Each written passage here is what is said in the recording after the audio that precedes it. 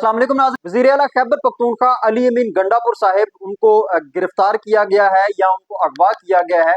उनको कहां से गिरफ्तार किया गया और अभी इस वक्त वो कहां हैं और उनके हवाले से जो सोशल मीडिया के ऊपर खबरें चल रही हैं उनकी क्या हकीकत है, इन तमाम तर सवालात के जवाबात इस व्लॉग में जानने की कोशिश करेंगे।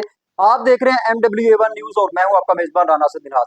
नाज़रीन ग्रामी, बानी चेयरमैन तहरीक इंसाफ इमरान खान साहब की कॉल पर खैबर पख्तूनख्वा का बहुत बड़ा काफिला अली अमीन गंडापुर साहब की क़यादत में बिल आखिर इस्लामाबाद पहुंच गया। इस काफिले को रोकने के लिए बड़ी कोशिशें की गई। हुकूमत ने अपनी तमाम तर कोशिशें की, छोटी से छोटी रुकावट भी खड़ी की गई और बड़ी से बड़ी रुकावट भी खड़ी की गई।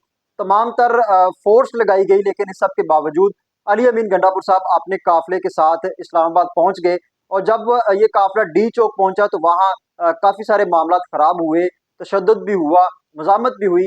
लेकिन इस सब के बावजूद अली अमीन गंडापुर साहब जो वो कह कर आए थे कि हम हर सूरत इस्लामाबाद पहुंचेंगे और डी चौक पहुंचेंगे, उन्होंने वो बात अपनी पूरी कर डाली।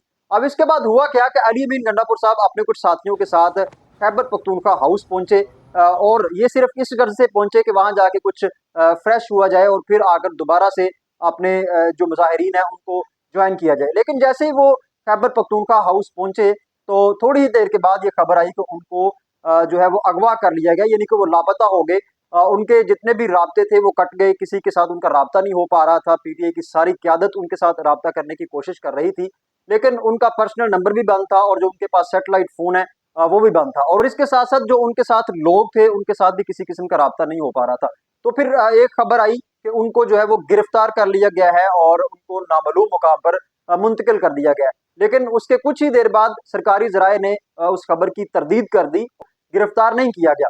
अब सवाल यह है कि अगर उनको गिरफ्तार नहीं किया गया तो वो कहां पर है। वो तो खैबर पख्तूनख्वा हाउस गए थे, लेकिन बाद में फिर खैबर पख्तूनख्वा हाउस को भी सील कर दिया गया। कुछ लेटेस्ट अपडेट्स आई हैं जिनके मुताबिक अली अमीन गंडापुर साहब को मारगला रोड पर वाक़या एक खुफिया अदारे का जो दफ्तर है उसके अंदर रखा गया और इसके साथ साथ इमरान खान साहब की जो बहन है अलीमा खान साहिबा, उनको भी उसी दफ्तर के अंदर रखा गया और उनके साथ बातचीत करने की कोशिश की गई है। और दूसरे लफ्जों में उनकी जो है वो तफ्तीश वहां जारी है। ये खबर जराये की है, कोई हतमी खबर नहीं है। बहरहाल फिल वक्त जो खबर चल रही है वो यही है कि उनको एक खुफिया अदारे के दफ्तर के अंदर रखा गया है और वहां उनकी तफ्तीश जारी है। दूसरी जानब जो पीटीआई के जराये हैं उनके मुताबिक जो अली अमीन गंडापुर साहब के भाई हैं उन्होंने भी यही खबर दी है कि उनको गिरफ्तार किया गया है और उनके साथ अभी किसी किस्म का कोई भी राब्ता नहीं हो रहा। पीटीआई की क़यादत के मुताबिक अली अमीन गंडापुर साहब से एक दिन पहले मुज़ाकरात करने की कोशिश की गई। रात गए तक उनसे मुज़ाकरात का सिलसिला जारी रहा।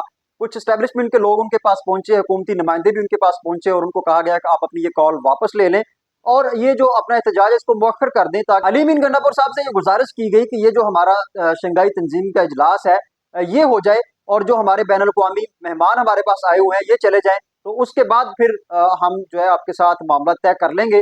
तब तक आप अपने इस एहतजाज को जो है वो मौखर कर दें। लेकिन अली अमीन गंडापुर साहब को चूंकि बानी चेयरमैन तहरीक इंसाफ इमरान खान साहब की जानब से सख्त किस्म की हदायत जारी की गई थी कि आपने किसी भी सूरत इस एहतजाज को जो है इस कॉल को वापस नहीं लेना और ना इस एहतजाज को आपने मौखर करना है। पर अली अमीन गंडापुर साहब ये नहीं चाहते थे कि बानी चेयरमैन तहरीक इंसाफ इमरान खान साहब उनको भी बुज़दिल करार दे दें, लिहाजा उन्होंने किसी की भी नहीं सुनी और सबको उन्होंने इनकार करके अपना एहतजाज जो है वो जारी रखा और बिल आकर वो इस डी चौक के मुकाम तक जो है वो पहुंच गए।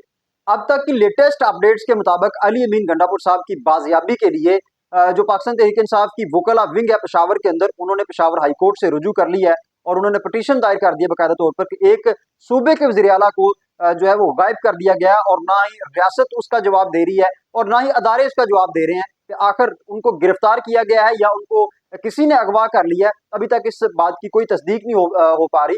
तो वकला ने इस बात पर तशवीश का इजहार किया और जो उसमें पटिशन दायर की गई है पेशावर हाई कोर्ट में, उसमें वाज़ेह तौर पर यह लिखा हुआ है कि हमारा जो सूबे का वज़ीर आला है वो कल से लापता है और अब तक सरकार भी इस बात को मानने के लिए तैयार नहीं है कि सरकार ने इनको गिरफ्तार किया है और अदारे भी जो है वो इस बात को मानने के लिए तैयार नहीं है कि उन्होंने इनको गिरफ्तार किया। तो सवाल यह है कि अली अमीन गंडापुर साहब फिर गए तो गए कहाँ? ना ही उनको सरकारी अदारों ने गिरफ्तार किया है और ना ही अब तक उनकी कोई अगवा की जो रिपोर्ट है वो दर्ज हो सकी है।